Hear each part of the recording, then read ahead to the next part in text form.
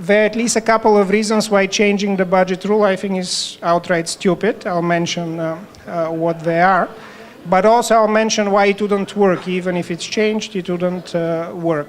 So first, you don't change a rule that was just recently implemented. As you know, the budget rule that basically ties revenues and expenditures of the government budget was only implemented about 16 months ago, something like that, in December 2012.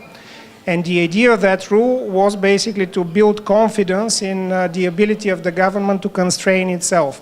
So think what would happen if less than a year and a half after you've decided to build confidence in your ability to constrain yourself, you remove that rule. Well, that basically means that your reputation is screwed for a very long time. So that's at least one reason why this rule shouldn't be changed.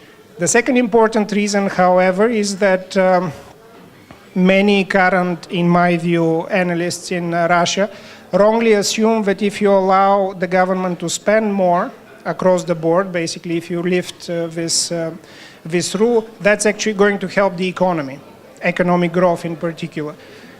Most economists know that that's not true. Certainly not true for the Russian economy, because what do we have now?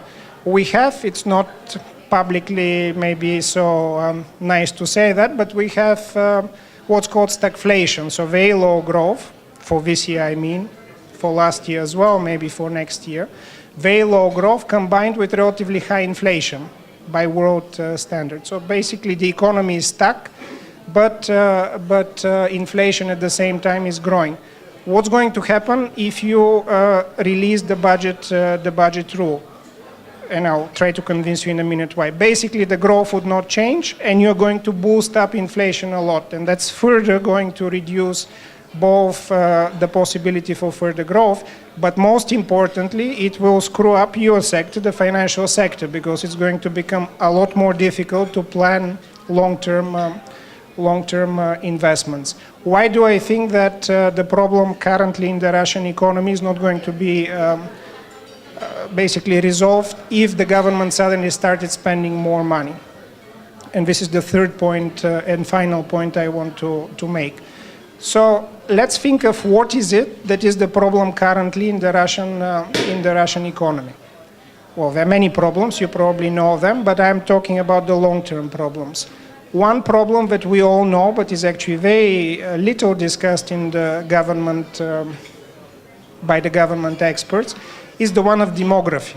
Basically, there are not enough young Russians and young Russians entering the workforce to increase productivity or production overall. So in particular, Russia is entering, or entered rather last year, a period where every year, so this year, next year, the year after, about 1 million people on net are disappearing from the job market. That is relative to however many people working age population in Russia last year. This year there is 1 million less that will be available for the companies that you work for. This is why, incidentally, unemployment is so low at 5%, because there are so few people who are entering the job market. Well, if you have so few people entering the job market, what would happen if you follow the Ministry of Economy logic and basically pump more money in the economy? Nothing would happen, because you don't have the possibility of more workers coming in the economy and expanding production. Just prices would increase. You don't have more supply, so just with more money, prices would increase. This is missed in the current discussion. So what is the only way, given that the demography trend is very slow to change? There are some policies that one can implement, the government I mean, to change it, but that would take years, decades actually to change.